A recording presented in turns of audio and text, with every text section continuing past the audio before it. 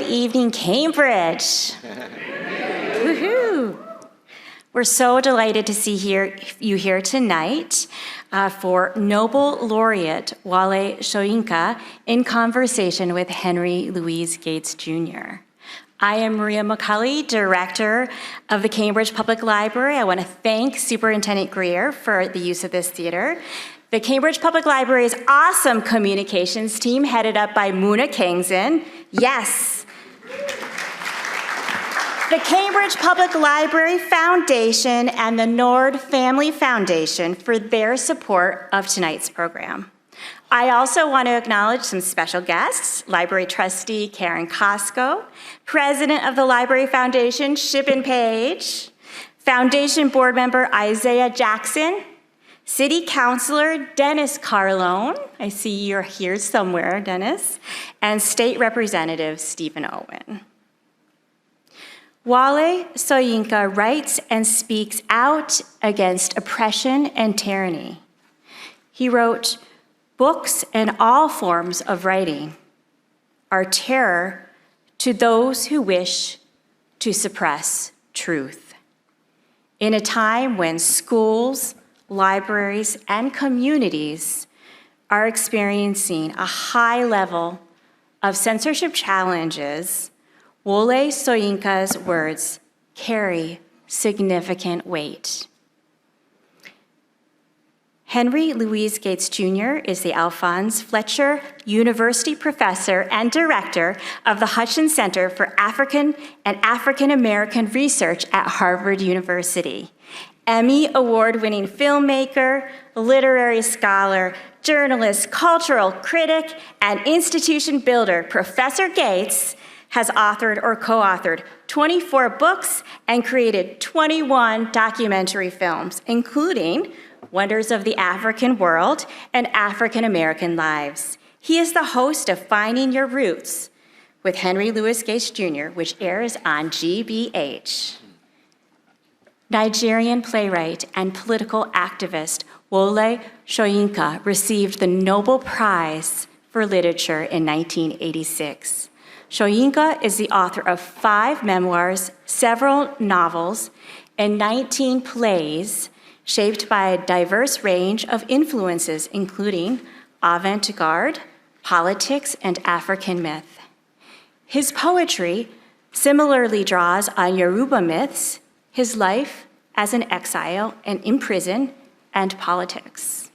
Soyinka's recent novel, Chronicles from the Land of the Happiest People on Earth, was published in September 2021 by Pantheon.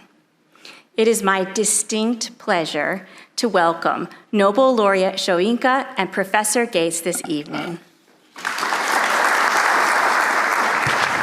Thank you, Professor. How has your book been greeted in Nigeria? Well, remarkably well. Interestingly enough, Nigerians are strange people, you know. The politicians have been the most prominent readers. Oh, really? They told one another about it, and they went to my publisher to ask for copies, went to bookshops and so on and so forth. Very strange taste. Oh, that's great. Oh, let's start with the long view. Some 62 years after independence, let's talk about the history of modern Nigeria then and now. Back in 1960, where did you expect Nigeria as a nation to be now?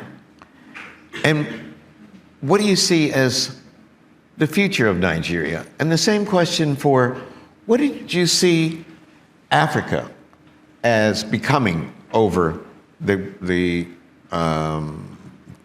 next 6 decades, when back in 1960, and where do you see Africa going? Well, you know, in the very early 60s, we were the Renaissance generation. We saw Nigeria and, of course, the African continent as the future of the world, if you like. We were that optimistic. Unfortunately, the optimism did not last very long. We knew there was a battle. There were several battles. battle against colonialism, imperialism being the foremost, expelling especially the settler colonialists, ending apartheid South Africa. The problems were enormous, but we were full of energy. We were full of not hope, but just determination. Mm-hmm. And so we faced all these various problems as if they were natural obstacles. I mean, we were students of history after all, and we knew that this was not, the problem of Africa was not peculiar to the African continent, even though it had certain aspects that owed origin to those who now finally found their own feet. Mm-hmm. And we felt, okay, we'll show you. We know what you did to us, but we'll show you that we can transcend even so. We can transcend the history of enslavement north, across the Atlantic, across the Sahara. We could deal with South Africa. We dreamt of the equivalent of the internationally marching down south, freeing apartheid. We had no doubts at all. But eventually, in Nigeria, not very long, we realized that, quote unquote, charity begins at home. That we had certain internal, post-colonial problems. The first generation leaders very often were not really interested in transforming the nation, that they didn't share our dreams, share our vision. All they saw was stepping into the shoes, into the boots, preferably studded boots of the departing colonials. And so the war became an internal one. Where are we today? It's tragedy, especially in countries like Nigeria. And it's not just Wole Soyinka saying it. Just pick up the newspapers any day. Don't even bother about the external index of corruption, GNP, poverty. No. Just come in there and pick up the newspapers. And you'll find that Wole Soyinka does not make extravagant negative gains. What do I see as the future? That is a very difficult question. You know, to have gone through a phase where you saw, for instance, let's say 10 years after independence with the oncoming liberation of apartheid South Africa, the expulsion of settler colonialism, Portuguese colonialism, which is the most stubborn, being kicked out ferociously, and Congo in particular being freed gradually of Belgian incubus. You began to see the continent of Africa rotating on the axis of that very wealthy Central Africa, the Congo. At one end, a country like freed apartheid South Africa, at the other end, Nigeria. Mm-hmm. And you saw this rotation virtually sprinkling, infecting in a positive way the entirety of the African continent. Mm-hmm. Mm-hmm. Well, that hasn't happened. It's not about to happen. And I'm not very sure what will happen, where Africa is going. Mm. You have said before, privately and publicly, that you thought that lines, national boundaries should have been redrawn, starting at home, starting in Nigeria. Mm-hmm. Was that a mistake? Was that a capital mistake in terms of the subsequent evolution of modern Africa? Well, one of my favorite expressions comes from your country, America. If it ain't broke, don't fix it. If the boundaries were working, no problem. If they were organic, if they were not constructed to fail, and by that I mean, if those boundaries were not given in the interest of the departing colonials, but that those boundaries were actually created along certain organic lines of relationship, of productivity, of cultural harmony. If that had been done, there'd be no problem. But they were completely artificial. They were constructed to serve the development and the future of the colonizing countries. They had ridiculous names like Belgian, Congo Free State. Right. Everywhere Free State, which was nothing more than a slave plantation, supplying copra, tusks, etc., manioc, for European consumption. You saw, in fact, quota system being enforced on formerly organic, self-producing, self-sustaining entities, for which the punishment for failure to meet the quota was sometimes slit noses, slit lips. It wasn't this character, this Joseph Kony, who invented slitting of noses. No. He learned it from the Belgian. Right. It's sadist. And so those boundaries I burden, and I find it's one of the most excruciatingly stupid statements when I hear any African say, these colonial boundaries are non-negotiable. What do they mean by that? Do they think when they say that? At the cost of millions and millions of lives, we insist on considering these boundaries sacrosanct. So that's a problem. If it were working, I'm absolutely happy to be part, even a member of I can always go to another nation and say, that one is working better, I can stay there. We are burdened with this incubus which is left behind. That's why I say those boundaries were actually put there to ensure the failure of those states. So they continue to be client states tied to the apron strings of the European world. So, would you redraw them in Nigeria? Oh, it's impossible. You have those. Each leader, by the way, always comes and say, yes, we'll take a look at those at the boundaries. We'll get into power. Yes. And then you go there, and the next thing you hear is the territorial boundary of Nigeria is absolutely non-negotiable. Right. That kind of language, right. Slave language. This is what goes on all the time. And even the modest, not that people are even saying, let's break up, even the very modest demand, let us reconfigure even the internal boundaries. Let us redraw them to become more viable, redraw them according to what we've perceived, what we've experimented with in terms of productivity, in terms of cultural organization, just informal, even governance. And you hear every political party, oh yes, we'll restructure. And then the next day they say, what is all this restructuring all about anyway, once they get into power? This is this kind of continuous betrayal. Well, what is it, since it will never be redrawn, what is the future of Nigeria with these three warring parts? Well, you say they will never be withdrawn, but they are being redrawn in certain places. Ethiopia, Eritrea, and agitation, Horn of Africa. There's some de facto state, I forget what name they call themselves now. It's already a de facto independent state, even though the Djibouti environment insists that it's still part of its own state.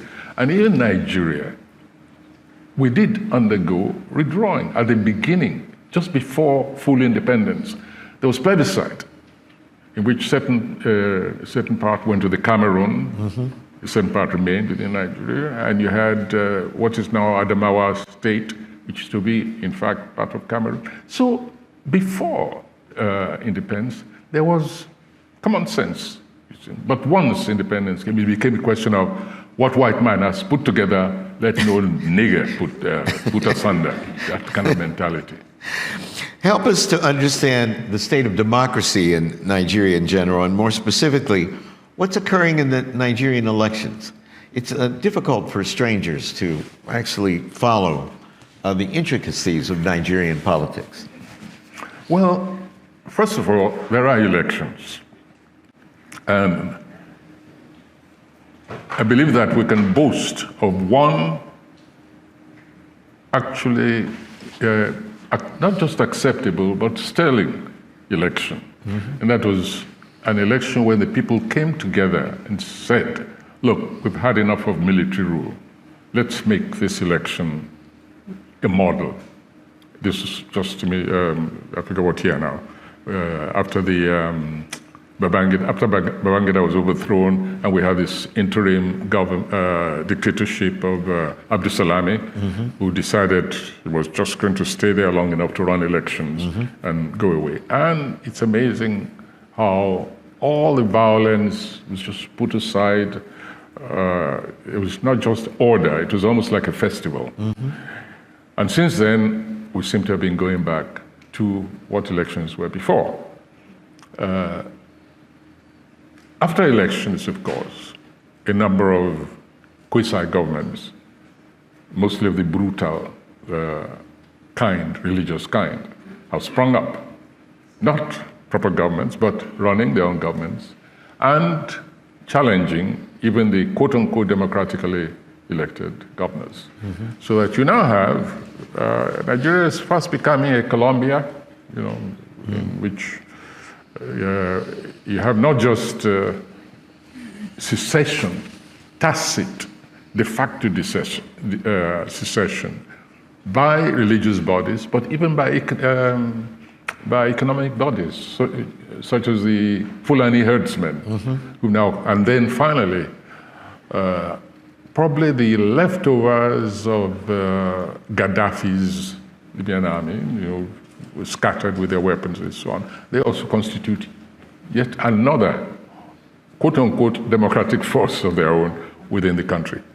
So when one says that Nigeria is undergoing the pangs of disintegration, one is not really exaggerating.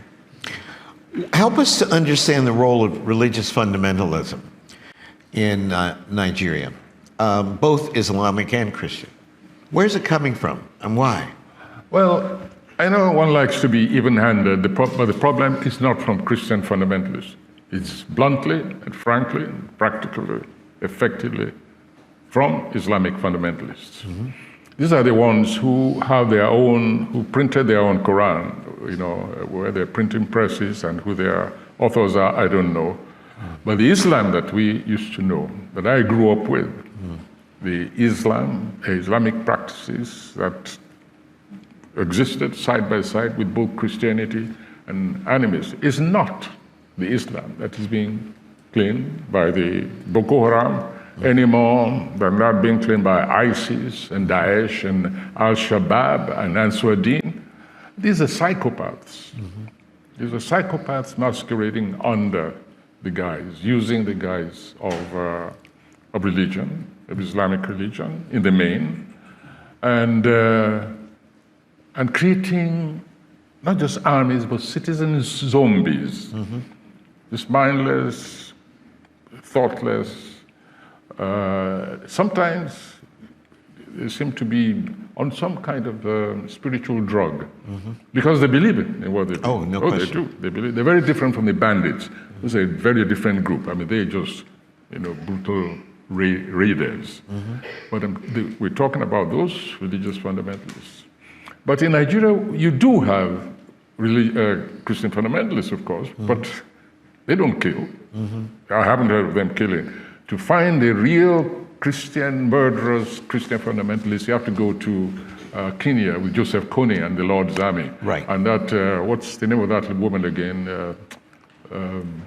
Who's formerly crossed from Tanzania to, I'll remember her name in a moment. So somehow, for some reason, it's in East Africa mostly that we have the real Christian psychopaths. Well, and manifesting itself in the most heinous forms of homophobia. The what, sorry? Homophobia Yeah. among the evangelical Christians in the East Africa, like in Uganda. Yes, but it's not rampant. It's usually some insane head of states who say, like in Liberia, who says the only thing to do with homosexuals to cut off their heads. Jamal, you met him somewhere in the United Nations, I remember. I think so. Yeah, he's been overthrown now.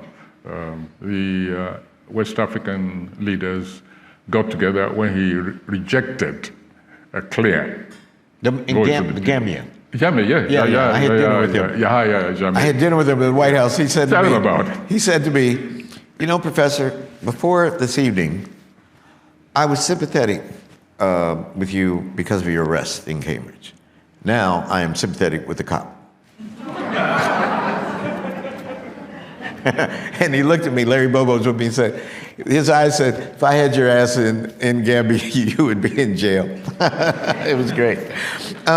You've been coming to the United States for almost 60 years. What are the most striking differences between America back then and America today, and particularly in terms of race relations?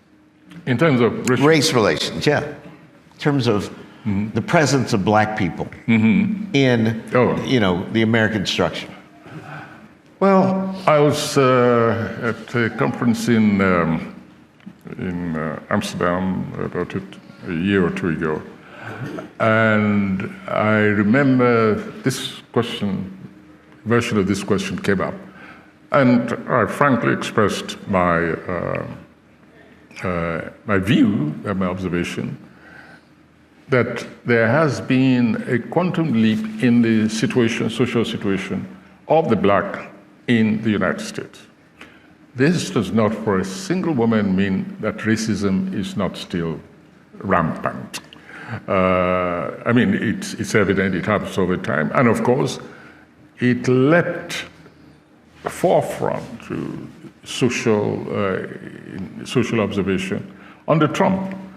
And it began even during his election campaign. He was whipping up the primordial, primitive instincts of American society in his language at the time. And I observed, for instance, that extrajudicial killing of blacks absolutely rose, tremendously during that period and during those 4 years of Trump. One hopes that it'll just recede gradually, and the more society, especially white society, is made conscious of this retrogression that took place, that it did take place, until they accept it, I'm afraid it'll continue. But once they accept it and they realize that they went through a number of years of racist escalation, I believe that we might get back to those years which followed what I call the Black Revolution. Black is beautiful, affirmative action, black assertion, without the violence. I think it might just slide back to that period, which I think was the most positive years of I agree. society. So America at its best elected Barack Hussein Obama, but somehow the reaction to America at its best was to elect a man who epitomizes America at its worst. What is the relationship between? How do we get from Barack Obama to Donald Trump? Well, remember all those scenes with people crying on election night? This is the promised land. We had fulfilled the great dreams of Abraham Lincoln, Martin Luther King, and then Donald Trump is the president. Well, always remember that even when I know back, first I was here, I was teaching, and I traversed the nation on my duties during the campaign.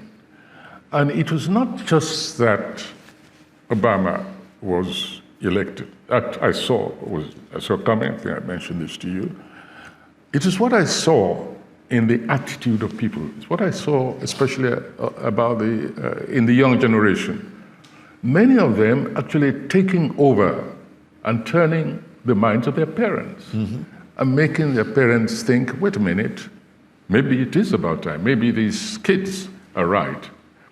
I actually witnessed that, and I saw the mobilization by young people, the way they manned offices, volunteered for Obama, slept in offices, saw them with their sandwiches and their Coke, saw them sleeping on their desks, getting up, going to wash at home.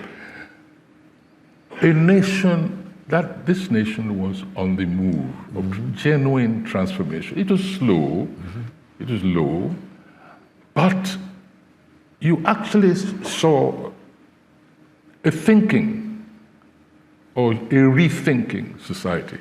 And that was very encouraging. Now, at the same time, however, I remember people, even before the actual election, no, immediately after Obama was elected, that's right. I remember Newt Gingrich, was that how I pronounced his name? Yeah, Gingrich. Actually saying their mission was to make sure Obama failed. That's right. I couldn't believe my ears. That's right. Publicly. Yeah. Huh. And so, when the next round of elections came, I witnessed the opposite thing happen. Mm-hmm.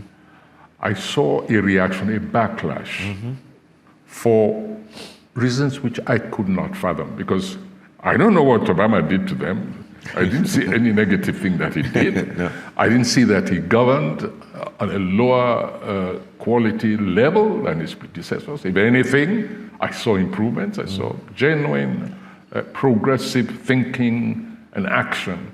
Failures in some parts or the other, that's inevitable in any kind of governance. And so this reversal was the result of reawakening of what I call that primitive undercurrent of the white American psyche. It was triggered awake by the rhetoric and the conduct of Donald Trump. He's coming back, I understand. He's doing his best.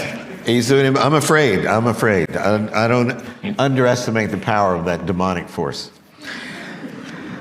Every time I visit South Africa and Nigeria, which you know, both of which I love, I'm shocked at the class divide. Are they? Class, the abominable divide in class between a tiny group of wealthy people and such a large group of people who never are going to make it into the middle class. We have a small class of black billionaires in South Africa, many of whom are on Robben Island and members of the ANC. But the class divide within the black community in South Africa is huge, just like the yawning class divide in Nigeria. What is the formula for that? It's frightening. Let me begin by saying that. It's frightening. And it's as, I think it's a continuum from the colonial times, in which a certain aristocracy, in fact, we used to call them colonial aristocrats, was created or emerged, encouraged by the departing colonials. And power, economic power, was left in their hands. And so it became a kind of dynastic arrangement in which the same people who reach under the colonial order continued their line to their parents, their favored clientele, etc. And so the wealth remained within that structure. Next, in Nigeria, Nigeria struck oil. Nigeria struck oil at a time, unfortunately, under a centralized government, which was military. And this new class of military billionaires, some of them very ostentatious, but most of them quiet, just enjoying their wealth, without anything, but also creating a clientele, many millionaire around themselves. So you have those two lines of wealth, of resource. You have, of course, the genuine business people, real entrepreneurs who, whether you like it or not, some of them literally grasped grace. Actually worked their butts out to become wealthy and then created their own classes. But society is governed in such a way that that wealth is just restricted to, yet again, a small class, rather than even their means of productivity being either taken over to some extent. In other words, government participation. I'm not talking about outright nationalization or anything, no. But there's a way in which government participation in the economy can favor, create a class, bridge the huge gap between a tiny minority and the rest. It's not just taxation. It's a question of government participation, but sensible, not the new business to become government, which I'm afraid is the case in many parts of Nigeria, especially the political class. Right. The only business they know is government. I'm not talking about that. I'm talking about a real structural welfarist, also welfarist kind of society in which you would not even notice much difference. It's when the difference becomes stark that a nation has placed itself on a powder keg. And sooner or later, it'll detonate on its bomb. So what do you predict for Nigeria? Will this powder keg blow? We've had one or two explosions, one or two foretastes, maybe, of what is yet to come if there is not a dramatic change. New elections are coming. We've screamed and cried and even acted to try and get a new generation to come together. And if they cannot even totally take over, at least participate in a really effective way, not as appendages. And that kind of movement, I have to tell you, that kind of consciousness has been growing quite a lot. We've had a couple of explosions which really shook the nation. Unfortunately, we have these very disruptive forces, which I have mentioned already, which prevent a real coming together of peoples. So the moment it seems even the young generation are coming together, where some are co-opted, but others are sucked into this religious sense of the chosen. And that militates against even their own development and affects the rest of their generation in the country, so that you don't have reliable, trusting collaboration across the nation. Help us to understand the relationship, following up on this, between class divisions and ethnic divisions. Between Class divisions of class, division, and ethnic division. ethnic division. And by that I mean, look at the history of the United States. There have been a few attempts, Tom Watson, many other examples come to mind, when radicals tried to get workers to realize that their common enemy was capital. They had a common enemy who was oppressing black people, white people, across the color line. But that has never been a powerful organizing principle in the United States. Because in the end, racism was always the thing that could be. I tell my students that under the floorboards of American culture, in fact, under the floorboards of Western culture, there are two streams. One's anti-Semitism and one's anti-black racism. And you can just lift up this floorboard and dip up that white supremacy and just spread it all over, and people forget their class interests because they want to be white. What Du Bois called the wages of whiteness. What would happen? Would it ever be possible for the exploited in Nigeria to see past their ethnic religious differences, the differences of region and geography, and form a party and unite against the people who are oppressing them? Religion is a toxin, as you know, and so is power. And when power is merged with religion, it's a combination which I think most nations have found very difficult to separate. That sense of being part of the chosen makes even the most impoverished, the most ragged, battered individual feel that he or she is actually on top of the world. Yes. And that notion of submission to your fate, which is very strong in some religions, of saying that this is the will of God, this is the will of Allah. It is impious for me to strive against the apportionment, the destiny, which has been placed on me by the omnipotency, whichever one. That militates against this ability to to form a common cause against the basic enemy, which is exploitation, alienation, deprivation.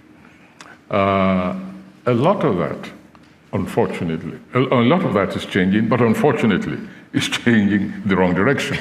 Who are, for instance, ask yourself, who are the Boko Haram people? This religious fundamentalist bunch of killers. We think, and in fact, not just we think, there's no question at all that a number of them are the former Almajiris, those who are encouraged by their religion to believe that their fate was to be beggars. In fact, that part and parcel of that Islamic thinking, that sect, is that to be a beggar is to earn credit for afterlife. And therefore they submitted themselves to their mullahs, ready to do anything, go out during the day, they just heard around their teacher, they, sitting there doing nothing. But some of them eventually became enlightened, began to see and to pronounce their mullahs hypocrites. We had, for instance, at one time the Matatsini, one of the really early violent sects of Islam, the Matatsinis, who targeted their own people far more violently than the so-called Kafiris, the Christians and the non-believers, because they felt they had betrayed them, that they betrayed their religion. That's the problem. Not that they betrayed their own humanity. No. That's why I said, yeah, it happened, rethinking, but unfortunately, it always somehow falls in that same stream of fanaticism. And so Boko Haram, which began, at least with some of their members, because some of them a number have been captured, they're in prison, talk to them, they make statements, and even their own families have been able to speak out about what made them such extremists.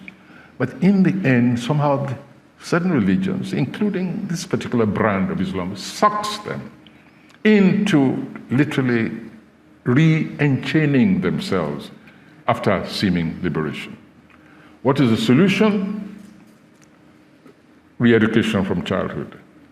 The educational system has got to be changed in a way that does not subject the new upcoming generation to the doctrine of their teachers, their mothers. If you don't begin from there, you lose out again and again. Same generation will turn, they will be rioters, they will turn on their mentors, but they will go back to what had been really inoculated inside them. Where did South Africa go wrong? In South Africa, it's a very strange phenomenon. I suppose you could say Frantz Fanon wrote about and foresaw it all, how the oppressed turn against their own kind. The xenophobia in South Africa is an alarming one. The violence, not just against Nigerians, against Mozambique, against frontline states. They're accused of coming in to exploit their situation and actually surge out from time to time, just on rampage against the strangers among them. It's a kind of psychological distortion of apprehension. Again, if you want to use Marxist expressions, you say false consciousness.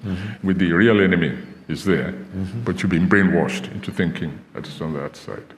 You can chase out all the strangers among you, and that applies to Europe also when you talk about migration. You can chase it out, but if you don't get your economy right, you're going to remain an impoverished state. Right.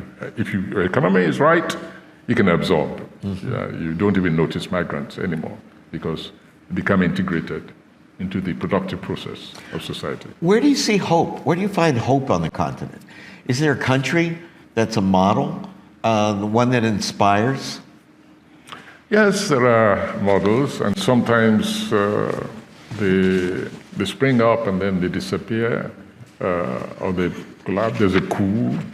Look at what's happening along the way, especially the Francophone areas, series of coup d'etat, military coming back simply because of this failure. But you have had countries modestly, like Ghana, for instance, despite the fact that they also went through that phase. You had Tanzania under Nyerere. You also had, well, unfortunately, the moment I'm about to mention the name, I remember a brutal civil war taking place there, in which the young generation has been literally dehumanized and are dehumanizing others in turn. They exist, but not very promising. Promising. They're not enough to change. And they're not consistent, they're not sustainable. They're not sustainable. Look at us in Nigeria, the giant of Africa. Look at what's become of us. How do you explain that? And we know what the factors are, but how do you explain our allowing it to happen? That is the question. We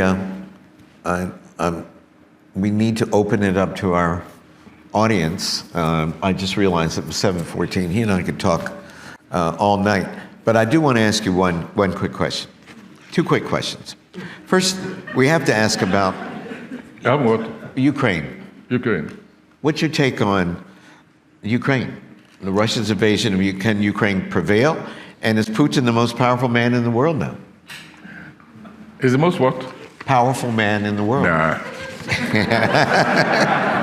He's just a brute and a bully. Yeah, and Russia, the Soviet Union today, is not the Soviet Union. It's just like what's happening on the African continent. This is not the Soviet Union that came to the aid of decolonization on the African continent. No. What we're watching now is a reversion to feudalism. And you have a lunatic there. Take a group together, certain individuals, and also group negative forces. The head of them, you can say that today is Putin. All the negative forces of the world is Putin. Well, Trump is still a force here, I'm told, so we better put him also, count him also. He is. Then And they rather liked each other, apparently. Trump and Putin. No, and they're friends. They're friends, yes. You must remember that. Then you have North Korea, whatever his name is, that flat-iron head man, who's turned his entire country into a slave encampment, the like of which the world has never seen. Known. It's just unbelievable. Then you have, in Nigeria now, you have the fundamentalist groups. Then you have the Fulani herdsmen who behave exactly like Putin, except that they don't have the kind of weaponry which he has. Right. But in terms of the damage, the savagery, with where they attack sleeping communities, whether you're talking about north, east, northwest, it doesn't matter, where they decimate farming communities, creating within Nigeria a real fear of hunger because the lines of food production are being broken steadily. Farmers are being herded out of their communities. They cannot return to the farms. Some, when they return, they pay protection money. Sometimes these herdsmen demand. They come and they say, well, send us your wives and your daughters to sleep with us and we leave you alone. In addition, you pay some ransom. It's unbelievable what's happening to us in Nigeria. But when I look outside and I look at Ukraine and I see sleeping people, for me, it's identical. It's just that the one is urban, one is farmland. It's the same thing happening in other parts of the world. Crazy people all over the place. What the solution is, I don't know. Can Ukraine prevail? I don't know. I think it's important that it prevails. I think it's important for humanity. I know that, and I get tired of this. I know that you meet people, they say,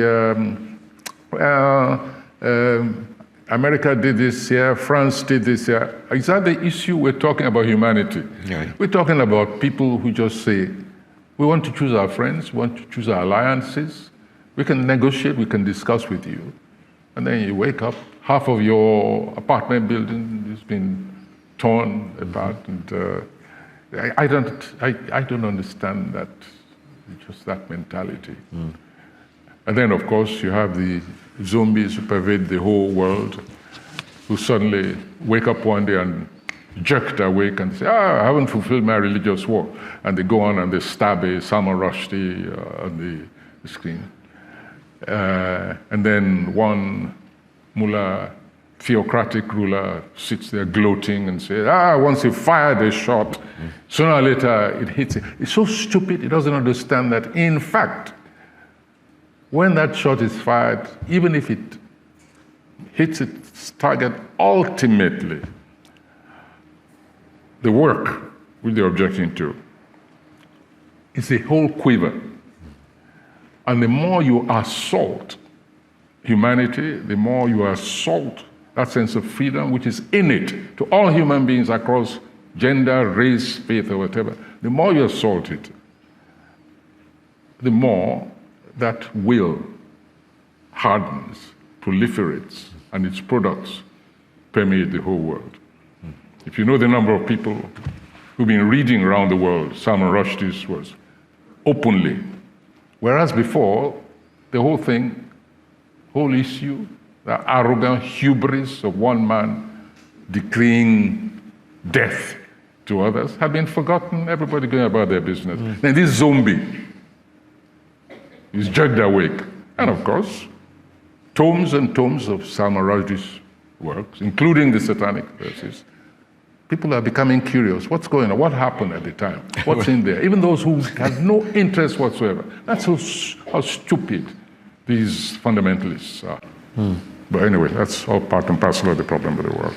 But how do you cope with, look, Nigeria's never had a more vocal, more persistent critic than you.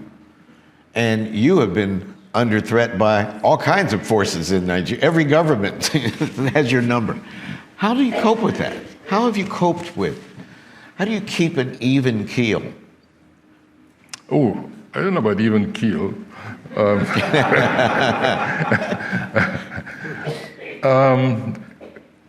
It's very strange. I think one just comes to accept the fact that one is born into trouble. I think maybe that is what makes one survive on what you call an even keel. That you just accept, well, we're born into this trouble, so you deal with it as best as you can. But from time to time also, for sanity, you take a sabbatical. Right. I think that's a good idea. Let's give it up for Wole Soyinka, please.